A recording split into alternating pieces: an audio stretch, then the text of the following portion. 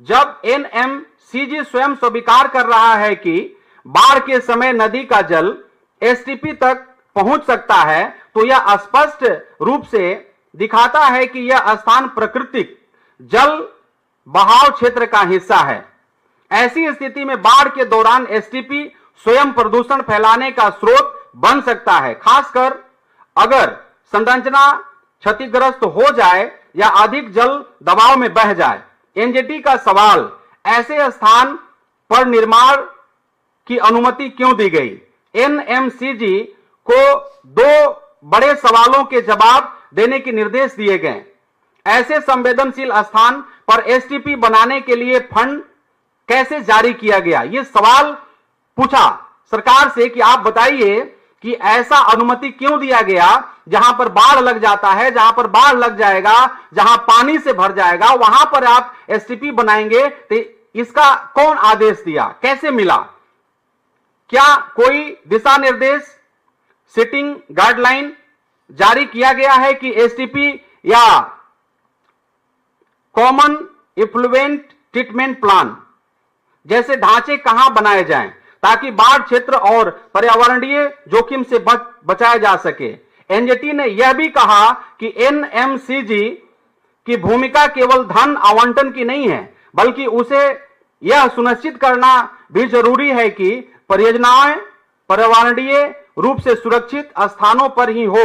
उपरोक्त तथ्यों से साफ है कि प्रदेश भाजपा सरकार प्रधानमंत्री को और बिहार के जनता को अंधेरे में रखकर चुनाव में प्रचार पाने के लिए एवं अवैधानिक काम को आकार दे रही है। मित्रों, आप सभी को मालूम होना चाहिए, आपको पता होना चाहिए कि आदरणीय मोदी जी आज बिहार में हैं। इससे कुछ दिन पहले, पिछला महीना में, लास्ट वीक में हमारे ही जिला रोहतास के विक्रमगंज में थे। आपको यह मालूम होना चाहिए कि पिछले चुनाव में 19 में 14 में मोतिहारी थे, रोहतास में थे, और मोतिहारी में जब थे तो इन्होंने खुद अपने मुंह से बोला कि ये जो बंद पड़ा चीनी मिल है, इसको मैं चालू करूंगा और इसी मिल से चीनी बनेगा और इसी चीनी से मैं चाय पीऊंगा। उसके बाद 2019 में हमारे जिला का बड़ा फैक्ट्री डालमिया नगर है, जिसको इन्होंने कहा था कि मैं 2019 में इसका उद्घाटन करूंगा, जो आज तक बंद पड़ा है। एक चीज और मैं आपको बताना चाहता हूं कि इनकी रैली अभी सैकड़ों के तादाद में लगेगी बिहार में, और एक एक रैली में इनका खर्चा जो है मतलब करोड़ों में हो रहा है। अगर एक रैली, दो रैली यदि स्टॉप कर दिया जाए तो बहुत सारा बिहार में बंद पड़ा फैक्ट्री है, बहुत सारा बंद पड़ा मिल है। यदि इस पैसा को वहां पर इन्वेस्ट कर दिया जाए तो सैकड़ों हजारों के तादाद में नौजवान भाई जो रोड पे घूम रहे हैं, जो प्लान कर रहे हैं, बिहार को छोड़ रहे हैं, उस पर रोक लगाया जा सकता है। लेकिन होगा क्या? बात वही है, आप सबको मैंने बोला कि सत्ता के दो यार, मोदी जी और नीतीश कुमार, ये दोनों ने मिलकर के मिलकर के बर्बाद किया बिहार।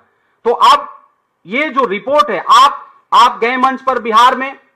एक चीज और आपने देखा होगा, मधुबनी में माननीय मोदी जी गए थे और ही स्पोकन वेरी वेल इंग्लिश। मैं एक चीज और आपको बताना चाहता हूं, बिहार में यह जानकारी आप सबको मालूम होगा कि बिहार में 10 क्लास तक, 10 तक इंग्लिश जो है कंपलसरी नहीं है, और आप मधुबनी में जा रहे हैं और वहां जाकर के इंग्लिश बोल रहे हैं, मतलब बिहारियों को इंग्लिश में भाषण सुना रहे हैं। तो आपसे मेरा एक और निवेदन है कि आप इंग्लिश जब बोली दिए मधुबनी में, जब बिहार के बीच इंग्लिश बोली दिए, तो आप 10 तक जो कंपलसरी इंग्लिश नहीं है उसको आप कर दीजिए। देखिए, बहुत सारा मुद्दा है। आपको मैं एक चीज और बताना चाहता हूं, चूंकि मैं शाहबाद से आता हूं, हमारा जो संसदीय क्षेत्र है वो सासाराम है। सासाराम ऐतिहासिक क्षेत्र है, धान का कटोरा कहा जाता है। बाबू जगजीवन राम जी, बहन मीरा कुमार जी का सींचा हुआ धरती है।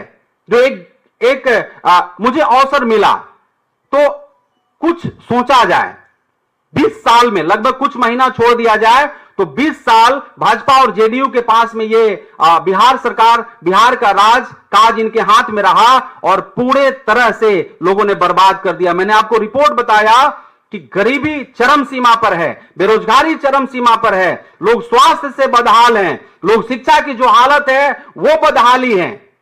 लेकिन रोज अब सैकड़ों रैलियां लगेगी और एक एक रैली में मतलब 80 करोड़, 90 करोड़, 100 करोड़ रुपया खर्चा होगा। और ये जो पैसे हैं बिहार के लिए और बिहार के जनता के लिए जो है, यदि सही वे में काम किया जाए तो बहुत कुछ हो सकता है। मेरे मित्रों, आज का जो ये मेरा मेन मुद्दा था, आज मैं आप लोग के सामने में लेकर के आया। मैं भरोसा विश्वास करता हूं कि आप लोग के माध्यम से बिहार सरकार भी इसको सुनेगा और भारत सरकार भी सुनेगा और इसके ऊपर जरूर ध्यान मतलब आकर्षित करेंगे और इसको ठीक करने का प्रयास करेंगे।